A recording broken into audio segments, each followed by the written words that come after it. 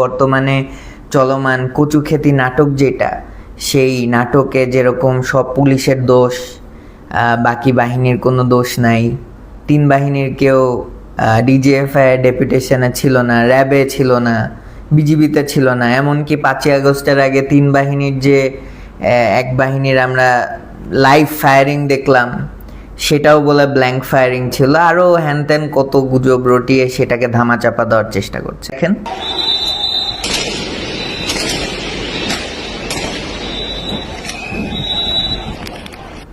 So এই ভিডিওর মধ্যে দেখতে পারবেন যে একটা ছেলে ফায়ারিং করছে এবং সেটা কন্টিনিউয়াস ফায়ার হচ্ছে। তো কন্টিনিউয়াস ফায়ারের অর্থই যে এটা ব্ল্যাঙ্ক ফায়ার না, এটা লাইভ ফায়ারিং। ব্ল্যাঙ্ক ফায়ার হলে প্রত্যেকবারে লোড করা লাগে। তো এগুলো যে লাইভ অ্যামিনেশন, সেটার এক্সাম্পল আমরা কেমনে পাবো?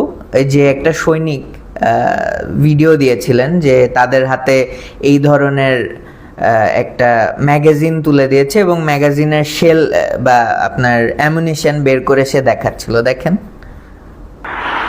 আমাকে অ্যামুনিশন তুলে দিয়েছে, মানে আমি একজন স্টুডেন্ট হয়ে আর একজন ভাই স্টুডেন্ট। সো এখানে আপনারা দেখতে পাচ্ছেন যে সে একটা লাইভ অ্যামুনিশন দেখাচ্ছে। লাইভ যদি না হতো সেটা দেখতে হতো এরকম, মুখটা কিরকম ওই চোখা থাকে না এবং সেটার বারুদের সংখ্যাও কম থাকে। সেটার মূল কাজ হলো শব্দ সৃষ্টি করা।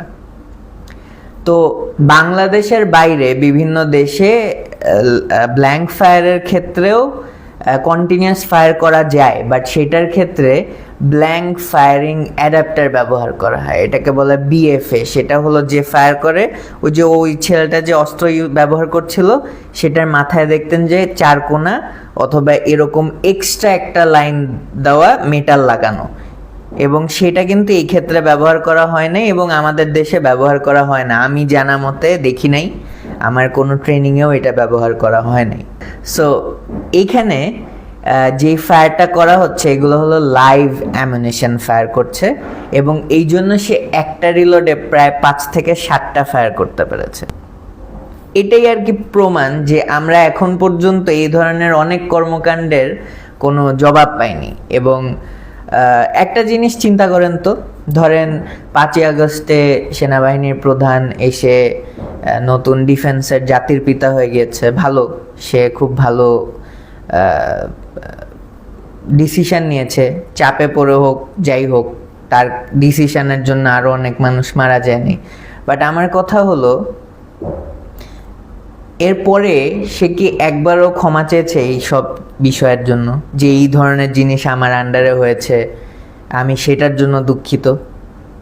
ক্ষমা চাওয়া তো দূরে থাক, সেগুলো সব ধামাচাপা দেওয়ার চেষ্টা করা হয়েছে।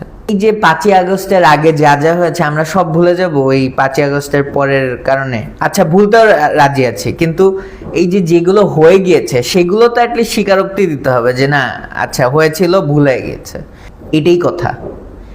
এবং বর্তমানে এই যে মেজর সাহেবকে নিয়ে যে ঘটনা চলছে, যে সে হলো আওয়ামী লীগের সন্ত্রাসদেরকে ট্রেনিং করতে গিয়েছিল।